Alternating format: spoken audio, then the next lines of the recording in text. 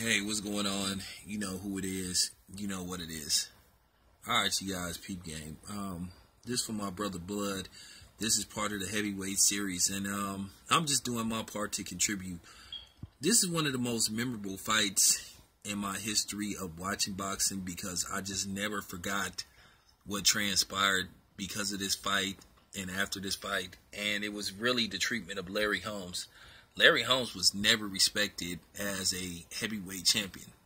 Unfortunately, he had to follow the footsteps of Muhammad Ali, and he had a 7-year reign as champion. If I'm not mistaken, he was undisputed. But the problem was people didn't respect him. This man had 20 title defenses. He fought everybody. He fought everybody. I will say it again. He fought everybody they put in front of him.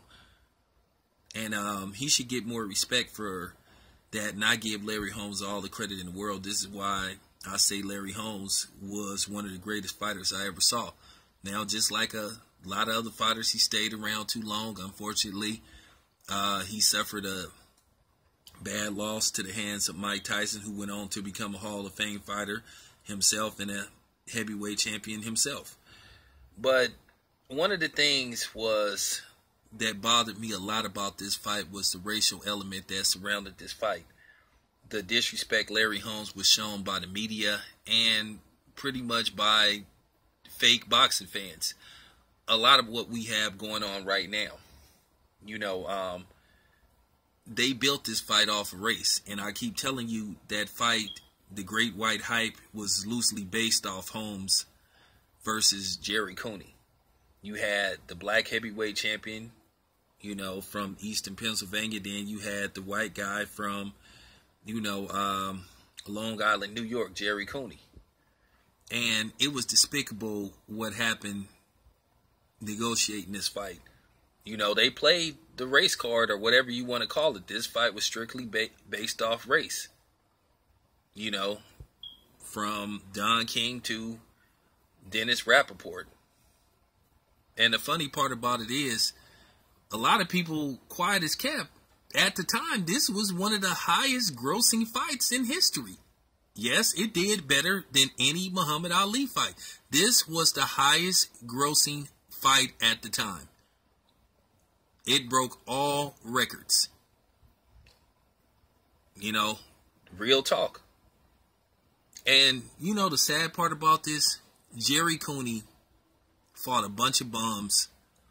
And then he fought, well, you know, a past his prime Ken Norton. And then that basically got him his shot. And Jerry Cooney got half of the purse. He got $10 million. And when the fight started, Larry Holmes, who is the champ, was introduced first. Just so the people that came there rooting for Jerry Cooney could basically, you know, fade out the people that was rooting for Larry Holmes. Just despicable. But Larry Holmes got his revenge in the ring because he beat Jerry Cooney's ass. Jerry Cooney hurt him, I think, in the 4th round with a body shot. But Larry Holmes, you know, he dug deep and he beat Jerry Cooney down and he stopped him in the 13th round. He was far a better fighter. You know, leading up to the fight, the shit was tense. You know, Larry Holmes was receiving death threats in behind this shit. And the crowd. I mean, it was like the 1800s or something, the early 1900s, the way it was divided. I mean, people just turned on Larry Holmes. Larry Holmes was a dude that he was a workhorse. Lunch pail fighter. You know, didn't talk a bunch of shit. Just came to fight. Won and left. And that was it. And he didn't get his respect. And it's kind of funny, you look at how how everybody complained about 50-0, but you had this dude. You know, he was sort of the Andre Ward heavyweights. Just did his thing, let it, you know, did his talking in the ring. And it was funny, even after Larry Holmes beat Jerry Cooney he never got his respect. Never. People still never paid him any mind until he made his remarks about Rocky Marciano when he said Rocky Marciano couldn't hold his jockstrap. And then he went on to fight Michael Spinks. Michael Spinks won the first fight, which some people thought that it could have went either way. A lot of people thought that Larry Holmes should have got the benefit of the doubt. And then they had a rematch later on. And Larry Holmes, to me, in most people's mind, clearly won the rematch. And they made sure Larry Holmes never, got the belt back.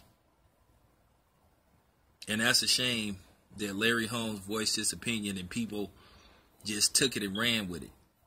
It kind of reminds me of The Birth of a Nation when he spoke out against Rocky Marciano, when basically, the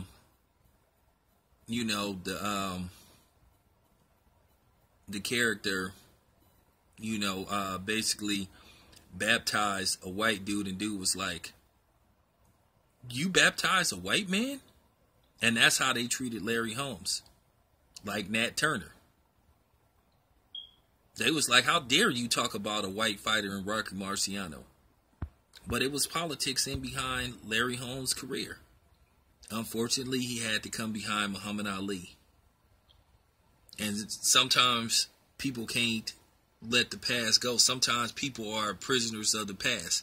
But then again, quiet as kept, a lot of people couldn't stand Muhammad Ali. A lot of people really didn't start praising Muhammad Ali till after he got sick. So, like I said, it's politics to everything. But anyway, man, thank you for listening. I'm out.